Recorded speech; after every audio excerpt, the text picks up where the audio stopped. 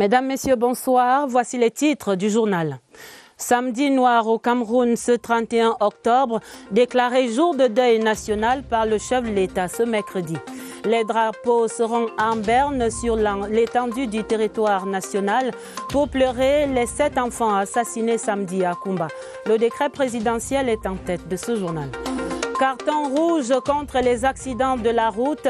Le ministère des Transports réforme la visite technique, le permis de conduire et la carte grise. Les innovations sont expliquées dans le dossier de ce 20h30. Le feu vert attendu de la CAF au terme de la visite d'évaluation des experts. La visite est en cours à travers les sites des prochaines compétitions sportives. La première étape à Yaoundé, c'est en page des sports de ce journal. Voilà pour les titres. Développement après ce message.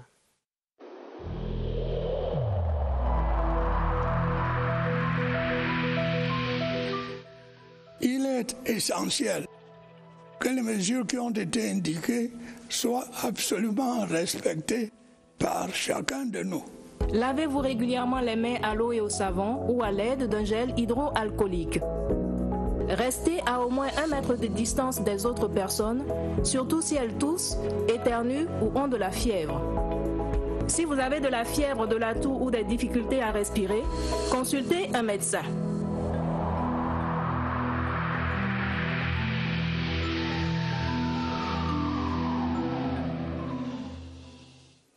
Pour ouvrir le journal, voici ce décret du président de la République, son Excellence Paul Biya, qui déclare en son article 1er que la journée du samedi 31 octobre 2020 est déclarée journée de deuil national en la mémoire des victimes de l'attaque du complexe scolaire Mode Francisca International Bilingual Academy. C'était à Fiango, à Kumba, département de la Mémé, le samedi 24 octobre 2020. Article 2e, tous les drapeaux seront mis en berne toute la journée sur l'étendue du territoire national. Et article 3e, le présent décret sera enregistré, publié suivant la procédure d'urgence, puis inséré au journal officiel et en anglais. Le décret est signé à Yaoundé ce 28 octobre 2020 par le président de la République, son Excellence Paul Biya. Et ce communiqué du gouvernement qui nous parvient à l'instant même dans la suite de ce journal pour évoquer la neutralisation d'un des terroristes de cet attentat horrible et barbare perpétré par les rebelles sécessionnistes dans un complexe scolaire à Kumba. Ce complexe scolaire précisément, le gouvernement de la République qui porte donc à la connaissance de l'opinion nationale que les forces nationales de défense et de sécurité, faisant suite aux très hautes instructions du chef de l'État, chef des armées, ont intensifié les opérations de recherche active des terroristes sécessionnistes ayant froidement ouvert le feu sur des élèves se trouvant dans les salles de classe de ce complexe scolaire dénommé Mode Francisca International Bilingual Academy le 24 octobre 2020 dans la ville de Kumba, département de la Mémé, région du Sud-Ouest.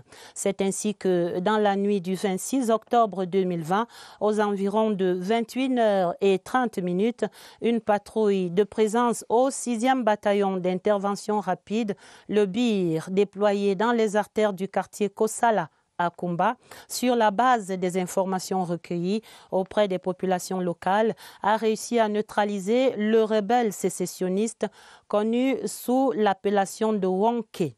Le dit terroriste a été clairement identifié comme faisant partie et en première ligne du commando qui a fait irruption dans l'enceinte du complexe scolaire sus-indiqué le week-end écoulé à bord des trois motocyclettes pour semer l'émoi et la désolation en assassinant de jeunes apprenants.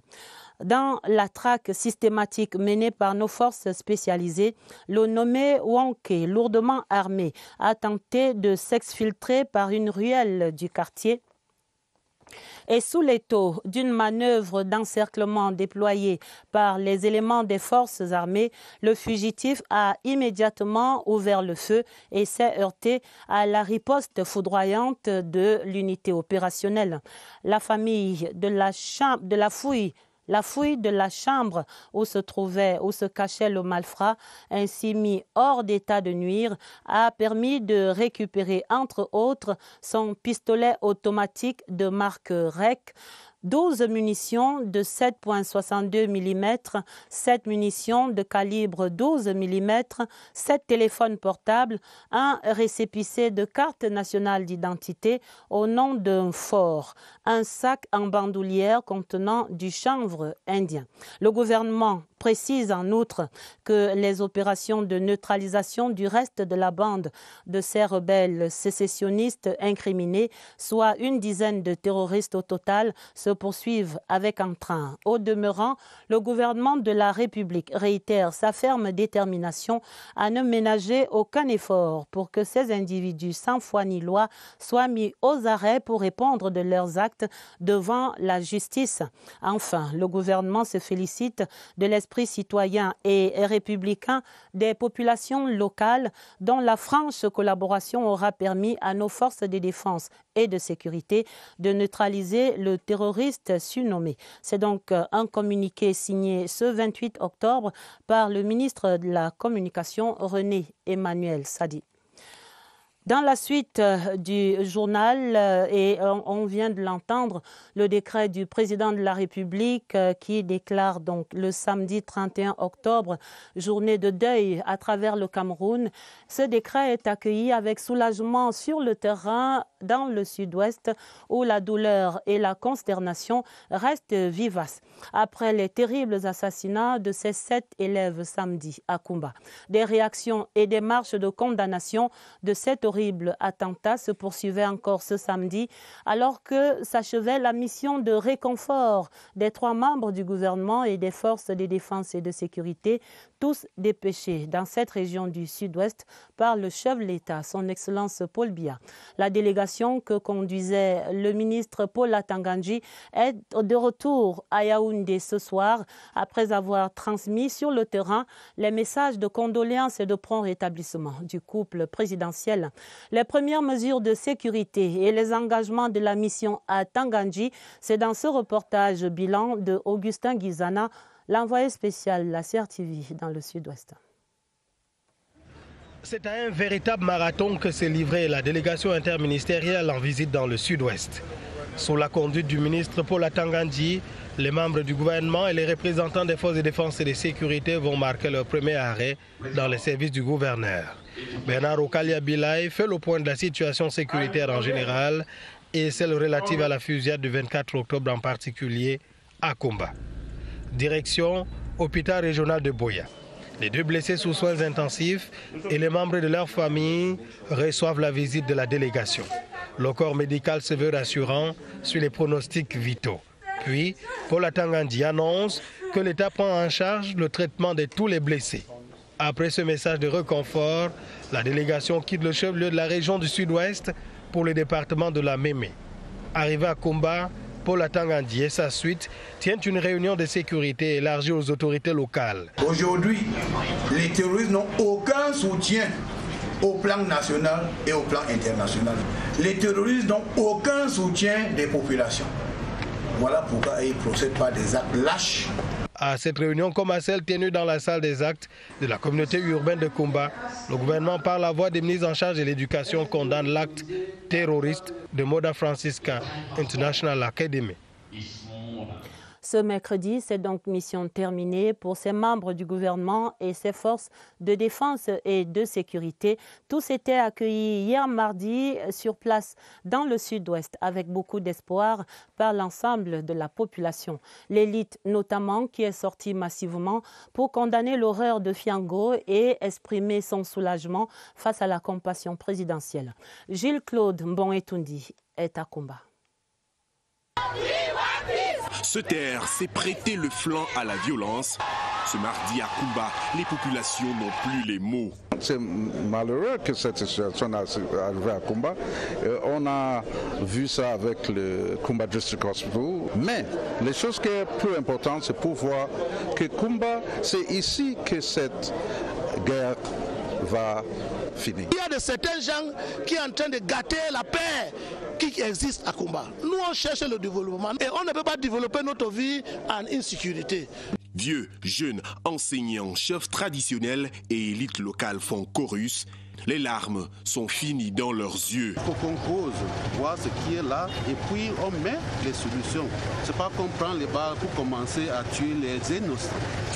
Ce qui nous a surpris, c'est la nature, c'est la barbarie des terroristes qui ont attaqué les enfants.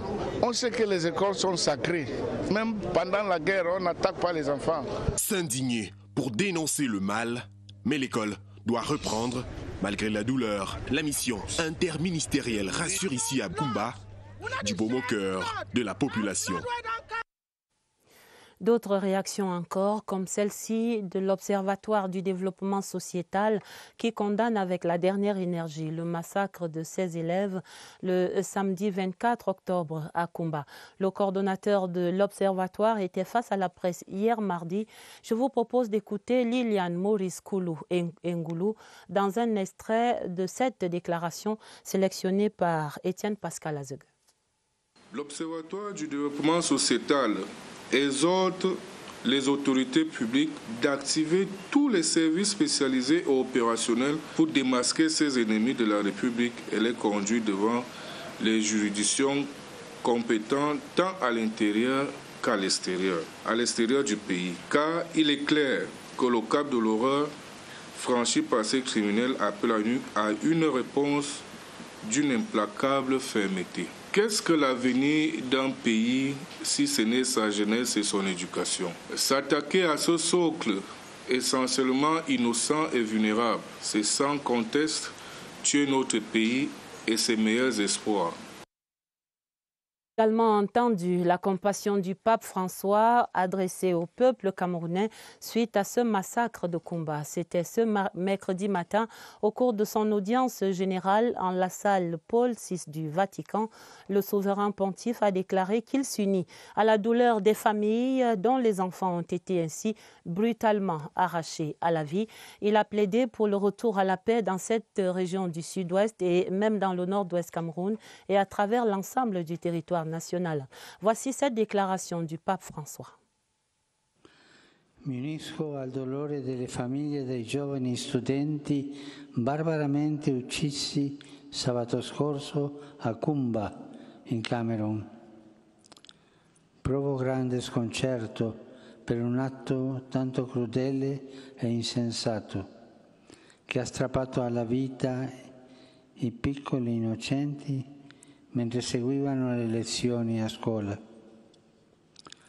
Che Dio illumini i cuori perché gesti simili non siano mai più ripetuti e perché le martoriate regioni del nord-ovest e sud-ovest del Paese possano finalmente ritrovare la pace. Auspico che le armi tacciano e che possa essere garantita la sicurezza di tutti e il diritto di ciascun giovane all'educazione e al futuro. Esprimo alle famiglie, alla città di Kumba e a tutto il Camerun il mio affetto e invoco il conforto che solo Dio può dare. La compassion du pape François, c'était ce mercredi matin au Vatican.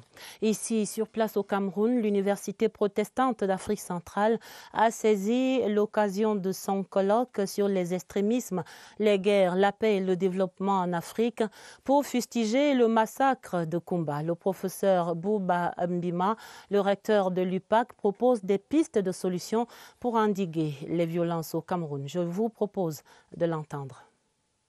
Nous devons faire des recherches approfondies pour que nous puissions atténuer ces violences, atténuer ces extrémismes.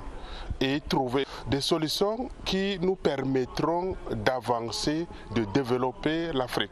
Parmi ces solutions, parler de dialogue avec tout le monde et en même temps le rapprochement et surtout insister sur l'acceptation de l'autre.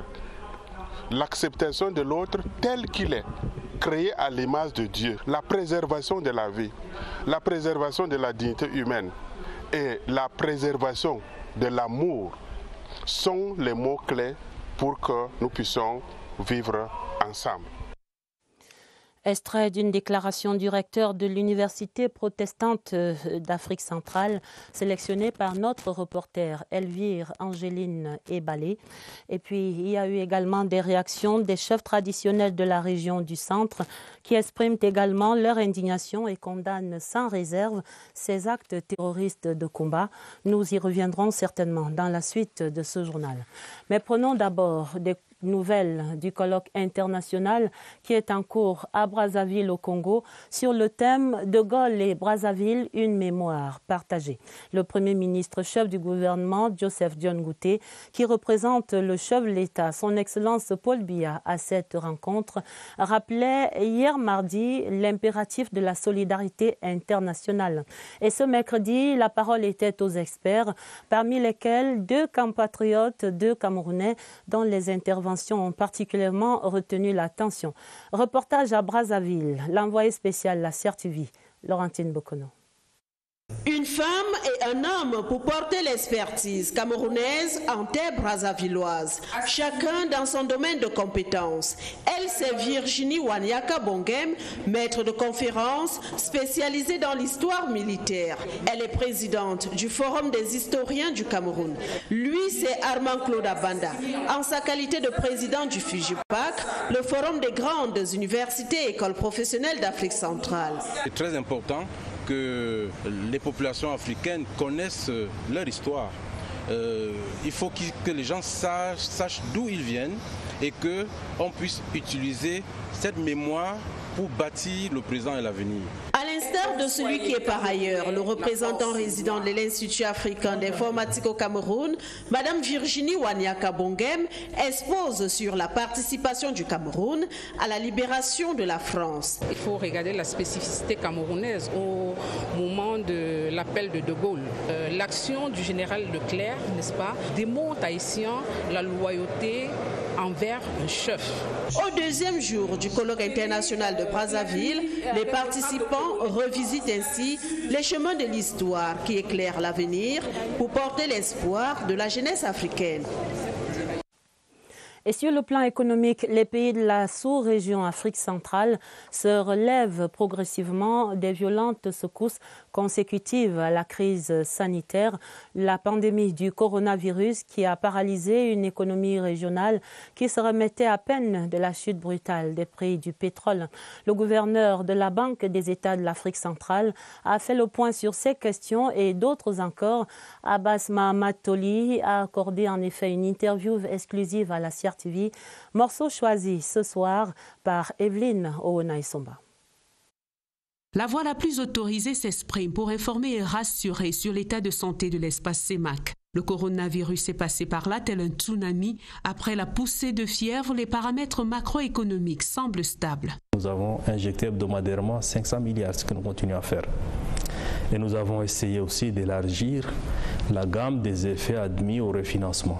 Abbas Mahamat Toli a choisi de se livrer en exclusivité sur les antennes de la CRTV. Échange France en faufuyant l'occasion de faire le point sur la mise en œuvre des réformes économiques en cours pour consolider notamment l'écosystème financier de la zone, l'accompagnement des entreprises, les rapports avec les banques locales. Au rang des challenges, l'implémentation de la nouvelle réglementation d'échange. Le mandat d'unifier les marchés boursiers de la CEMAC, ce qui fut fait. Et pour nous, c'est une alternative au financement bancaire des économies. On voit à peu près 150 milliards de capitalisation boursière en moins d'une année. Les efforts continuent. Le citoyen lambda attend la banque sur des questions plus pratiques, la gratuité des services bancaires à la clientèle et surtout la rareté des signes monétaires. nous attendons maintenant la livraison qui va être imminente. Et je tiens à profiter de cette occasion pour assurer le public que les pièces de monnaie seront là disponibles bientôt. Mais parmi les points d'interrogation en suspens, eh bien, le marronnier de l'avenir de la monnaie communautaire. Intégralité de cet entretien à suivre juste après ce 20h30 sur CRTV News au canal 306. Le gouverneur de la BEAC, Abbas Mahamatoli, sera face à Evelyne Onaïsomba. Le Cameroun et le Congo ont également déjà sélectionné lundi cette semaine l'entreprise qui va réaliser le projet de Cholet pour la production de quelques 600 mégawatts d'électricité au profit des deux pays, et ce, à partir du premier trimestre 2021. Le comité inter-État qui s'est donc tenu lundi était placé sous la présidence du ministre Gaston Elundu Esomba par visioconférence, et cette étape constitue une étape très importante pour ce projet énergétique. Cyril Kingembepe. La localité de Cholet, sur le fleuve Dja dans la région du Sud, limitrophe entre le Cameroun et le Congo, va abriter cet important projet de 600 MW d'énergie. Désormais, l'entreprise adjudicatrice est ciblée et le processus peut se poursuivre. Cette étape est liée au accord, n'est-ce pas, des deux chefs d'État qui devront se prononcer, parce qu'au jour d'aujourd'hui, les ministres ont pris une décision. La sélection qui est faite, elle est provisoire. Donc on attend le haut accord, n'est-ce pas, des deux chefs d'État pour que la procédure puisse suivre son cours. C'était l'objet principal de cette réunion du comité inter-État de pilotage du projet. Un renforcement de l'énergie entre les deux nations est en vue. Le projet d'aménagement hydroélectrique de Cholet, qui devra produire 600 MW d'électricité au bénéfice des deux pays, c'est-à-dire le Cameroun et le Congo, n'est-ce pas, de la volonté des deux chefs d'État. Le ministre camerounais de l'eau et de l'énergie, Gaston Elundu Esomba, et son homologue en charge de l'énergie et de l'hydraulique du Congo, Serge Blaise Zoniaba, donnent ainsi l'aval aux travaux préparatoires réalisés par les experts.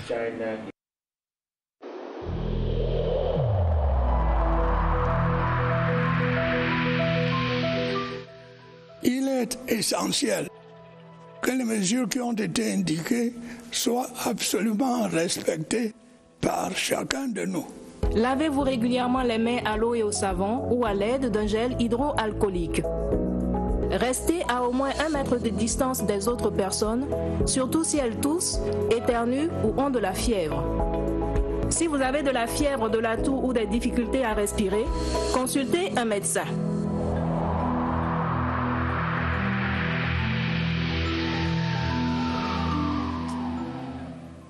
Nous allons immédiatement faire le point de la riposte du Cameroun contre la pandémie du coronavirus. Et Évariste Eyanga et son invité du jour sont déjà sur le pied de cette conversation au centre des opérations des urgences de santé publique pour les sujets évoqués ce mercredi. Bonsoir Évariste, bonsoir à votre invité. Qu'est-ce qui est exactement à retenir aujourd'hui, ce mercredi ?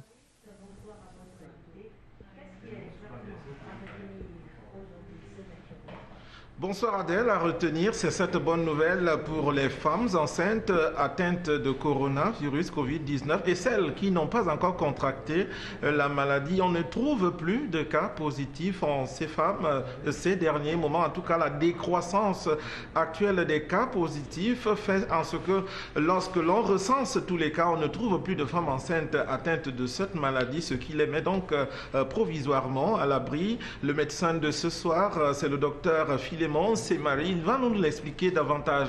Docteur, bonsoir. Bonsoir, monsieur Évariste. Vous êtes gynécologue, obstétricien. Dites, vous avez eu affaire sur votre table d'accouchement à des femmes enceintes atteintes de Covid-19. Comment cela s'est passé? Oui, ces femmes enceintes qui étaient testées positives pour le Covid-19, il y avait un protocole précis. Et ce protocole consistait à isoler ces femmes dans une salle de travail individuelle, accompagnée avec une sage-femme. Et dès que l'accouchement a eu lieu, le bébé, il y a une suite de protocoles. On devait laver ce bébé et présenter ce bébé dans le service de néonatologie. Et juste après l'évaluation de ce bébé, le bébé est remis vers sa maman. La néonatologie, les césariennes, on a eu des cas comme cela, des cas que certains parents ne souhaiteraient pas au moment de la naissance. Maintenant, il y a décroissance des cas positifs, plus de femmes enceintes. Comment on explique cela? Oui, en tout à fait, on peut remercier le Seigneur qu'il y a plus de cas positifs la plupart du temps, parce que on constate évidemment que les gens appliquent les méthodes de barrière mises en place par le gouvernement. Mais ça ne nous empêche pas d'être vigilants et de rester toujours vigilants, parce qu'on peut toujours attraper le virus. Donc, continuer à appliquer les méthodes de barrière mises en place par le gouvernement pour empêcher l'évolution de ce virus. Docteur, merci. Je précise que vous êtes d'expression anglaise. On a pu le remarquer. Les femmes enceintes sont de plus en plus à l'abri, mais pas totalement. Ça, on a pu le retenir. Et aussi, il y a sous d'autres cieux des études qui indiquent qu'en ce moment, les femmes enceintes porteuses de coronavirus accouchent pour la plupart prématurément. À vous le plateau. Merci pour ces nouvelles, Évariste. Transmettez nos remerciements au docteur Philémon Semari. Et il y a également des entreprises citoyennes qui continuent d'apporter leur coup de main à la lutte que mène le gouvernement et le Cameroun tout entier contre cette pandémie du coronavirus. Voici la contribution des cimenteries du Cameroun. Le président du conseil d'administration de Simencam, Pierre Mokoko Mbonjo, vient en effet de remettre au ministre de la Santé publique un don d'une valeur de 100 millions de francs CFA. Hawa Issa de CRTV Centre raconte.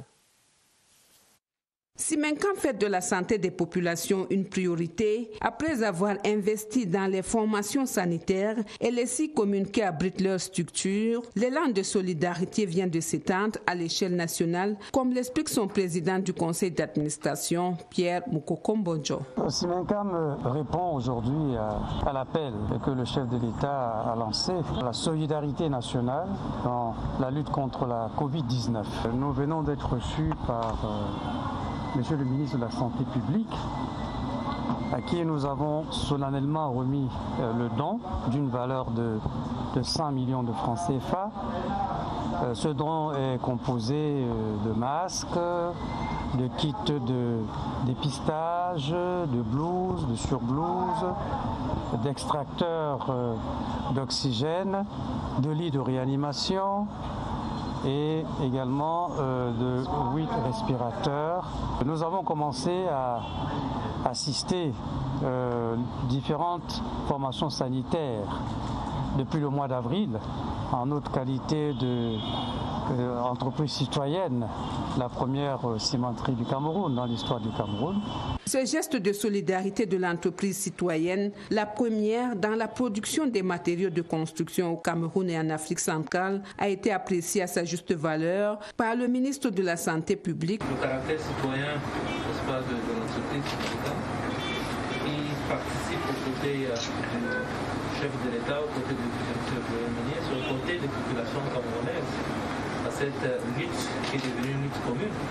Ça nous permettra effectivement de monter en puissance avec ces deux pôles-là. Dans sa quête permanente du bien-être des communautés, Simencam s'est doté d'une stratégie de responsabilité sociale, un plan ambitieux soutenu par la volonté de créer un fonds d'autonomisation de la valeur pour ses parties prenantes. Les cimenteries du Cameroun, c'est plus de 50 ans d'expérience pour un capital d'environ 14 milliards 560 millions de francs CFA. Nous allons dans la région de l'Ouest où le département de la MIFI vient d'abriter les 5e journées de l'excellence scolaire. L'initiative du ministre secrétaire général adjoint des services du Premier ministre a primé les élèves méritants de cette année.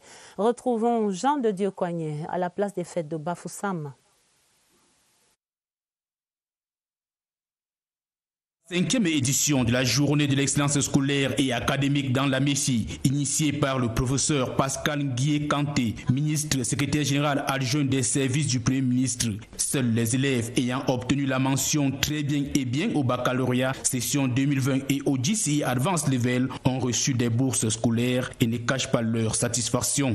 C'est pour nous forcer à travailler encore davantage. Je suis vraiment très content, très fier de ce que le professeur M. Pascal Nguyen Kanté a fait pour nous. Il est question pour le professeur Pascal Nguyen Kanté d'apporter une contribution à la communauté éducative du département de la MIFI. Vous me permettrez à ce stade de mon propos d'insister, comme les années antérieures, sur le grand intérêt que le président de la République, son excellence Paul Biya, accorde au secteur de l'éducation. Une initiative louée par les principaux orateurs à la place des fêtes de Bafoussam et le gouverneur de la région de l'Ouest, Awa Fonka Augustine, qui a invité les lauréats du jour à plus d'engagement. Au cœur du dossier de la rédaction ce soir, la sécurité routière, pour mieux comprendre les dernières réformes du secteur des transports en ce qui concerne précisément la lutte pour la réduction des accidents de la circulation. Et parmi les innovations, on annonce la vignette sécurisée de la visite technique, une réforme considérée à juste titre comme un changement majeur par le ministre des Transports. Il s'exprime dans ce reportage de Oswald Modon. Effective depuis le 31 janvier 2020, c'est le 16 mars qu'elle entre en vigueur. La nouvelle vignette sécurisée devrait assainir un secteur souvent pointé du doigt pour des complaisances aux conséquences désastreuses. Il nous avait été donné de constater que l'activité de contrôle technique au Cameroun était sujette à de nombreux dysfonctionnements liés en majeure partie aux problèmes de sécurisation du processus du contrôle technique. Ces dysfonctionnements sont à l'origine de 20% des accidents de la circulation. La nouvelle arme fatale du Minetransport garantit des résultats authentiques, fiables et traçables. L'architecture de la solution numérique mise en place débouche à une interconnexion des bases de données en vue d'une centralisation de celle-ci. Il est de cette réforme, comme il est de l'opération Zéro Accident sur nos axes, initiée elle aussi par le ministère des Transports. Il s'agit des activités de sensibilisation des usagers de la route sur les mauvaises pratiques telles que l'excès de vitesse, l'absence de port de ceinture de sécurité, les surcharges, le non-respect du code de la route. Autant d'actions concrètes destinées à fluidifier le trafic sur les routes camerounaises en les rendant plus sûres encore. La carte grise et le permis de conduire figurent également au rang de ces réformes. Les deux documents changent profondément sur le plan de la forme et du fond. Il s'agit en définitive de former de bons conducteurs avec des véhicules plus sûrs pour réduire les cas de tombe sur les axes routiers. Franck Evina. L'ancien et le nouveau permis de conduire. 14 codes de sécurité supplémentaires, paramètres biométriques renforcés. Avec un code QR qui nous permet de renseigner dans ces permis de conduire toute information que le ministère du Transport juge important. Je prends par exemple, si votre permis de conduire est suspendu. Le support change, les procédures aussi. Ça a commencé par la traque des auto-écoles clandestines. Cet audit nous a d'abord permis de constater et d'éliminer dans le processus de formation frauduleuse de Canada environ 224 auto-écoles. Avec ce toilettage, plus de chance pour les faussaires. Ne prend le volant qui veut mais qui peut. Chaque candidat reçoit un code, en principe un livret de suivi des formations, pour aussi rassurer que vous avez assimilé le contenu pédagogique pour vous rendre apte à la conduite automobile pour la catégorie dans laquelle vous avez été inscrit dans l'auto-école. Le codage est aussi corsé pour la nouvelle carte grise. Ces données numériques sécurisent la visite technique. Les titres de transport empruntent ainsi un virage décisif vers la réduction progressive des accidents de la route. La nécrologie à présent dans le journal. Les familles, les collègues et les amis éprouvés par le décès du général de division Simon Pierre Dagafunansou se sont retrouvés ce mercredi à la cérémonie de mise en bière de la dépouille mortelle de l'illustre disparu. C'était à l'hôpital général de Yaoundé en présence du ministre délégué à la présidence chargé de la défense et de nombreux autres membres du gouvernement. La douleur de ce moment captée par Pierre Evembe. La morgue de l'hôpital général de Yaoundé a ouvert le vent du dernier voyage vers l'éternité du fils de Yagua. La dépouille mortelle du général de division Simon Pierre Dagafunansou, désormais mise à la disposition des hommes pour une prière et des hommages avant le retour vers le Dieu des armées, son Dieu. La présence du ministre délégué à la présidence chargé de la défense et ses proches collaborateurs, des autres membres du gouvernement, des compagnons de la deuxième promotion de l'école militaire interarmée du Cameroun et MIAC, de la grande famille de l'église évangélique du Cameroun de Loncac, dont il était un privilégié du cercle des anciens d'église. Un déploiement multidimensionnel salué par le collège pastoral de l'EEC, conduit par le révérend pasteur Albestine Memiafo. Heureux dès à présent les morts qui meurent dans le Seigneur. Ils se reposent de leurs travaux car leurs œuvres les suivent. Ce sera repris en écho à la paroisse EEC de Loncac qui l'a servi dans la discrétion et l'humilité. Et demain jeudi, à la cour d'honneur de la brigade du quartier général, pour les honneurs militaires pour le bon combat qu'il a combattu. Un autre fils de Yagua qui s'en va au milieu de beaucoup d'émotions à cette cérémonie de mise en bière de la dépouille mortelle de notre collègue Bawa Ramsina. Il était le chef de service du personnel ici à la CRTV. Il est décédé le 7 octobre dernier. La cérémonie de levée de corps, c'était cet après-midi à cette même morgue de l'hôpital général de Yaoundé en présence de diverses personnalités de la famille de la CRTV représentée par le top management de l'office. Un ultime hommage à notre collègue Ramsina Bawa qui s'en va ainsi à 59 ans. Ce féru de football était marié et père de plusieurs enfants. Il sera inhumé vendredi après-demain à Yagua, sa terre natale. La CRTV encore et la famille biologique de notre collègue Mireille Lambo qui sont inconsolables après le décès annoncé hier mardi de cette journaliste principale. Mireille Lambo Tiwa était un pur produit de l'ESTIC.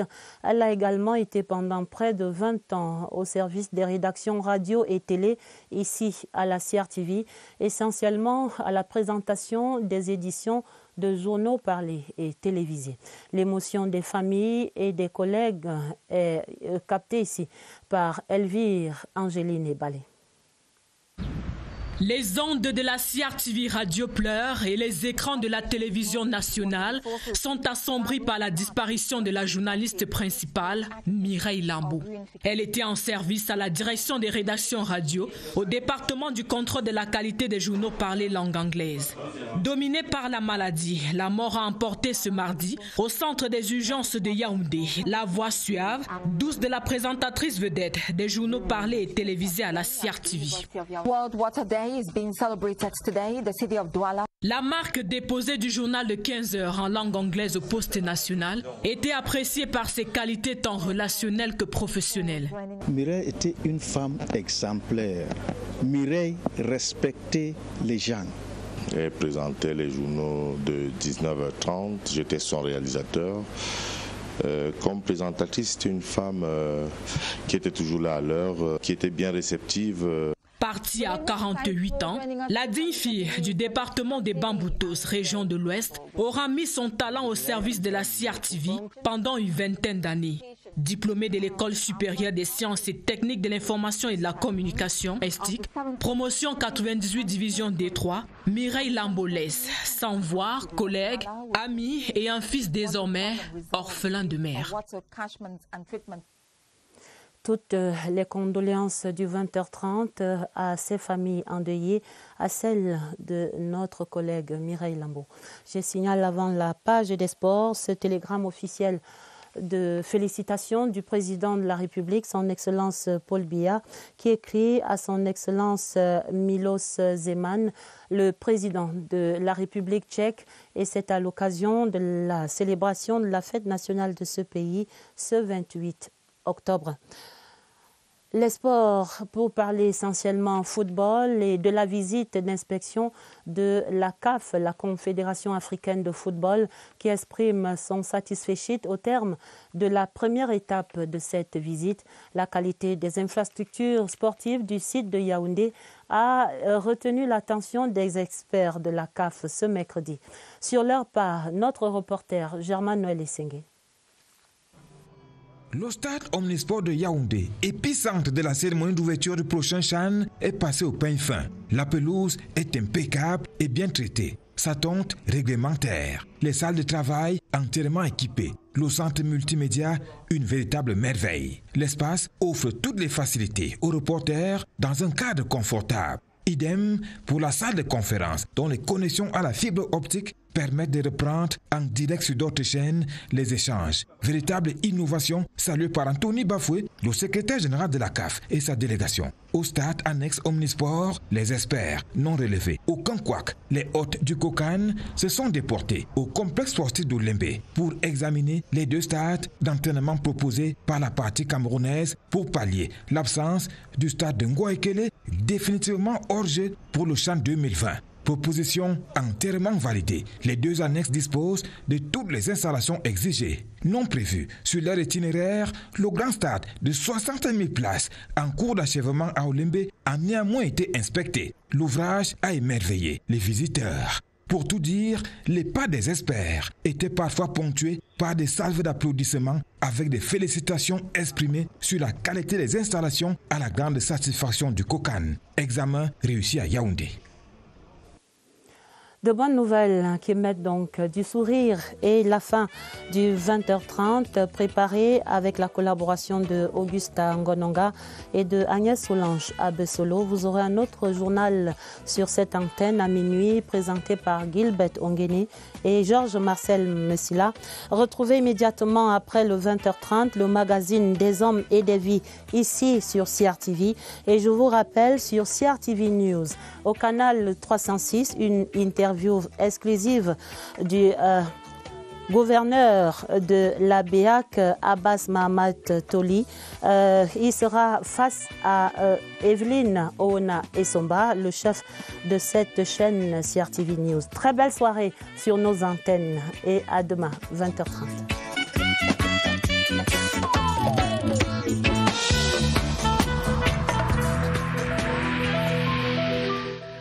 Évitons de stigmatiser ceux qui sont atteints par la maladie.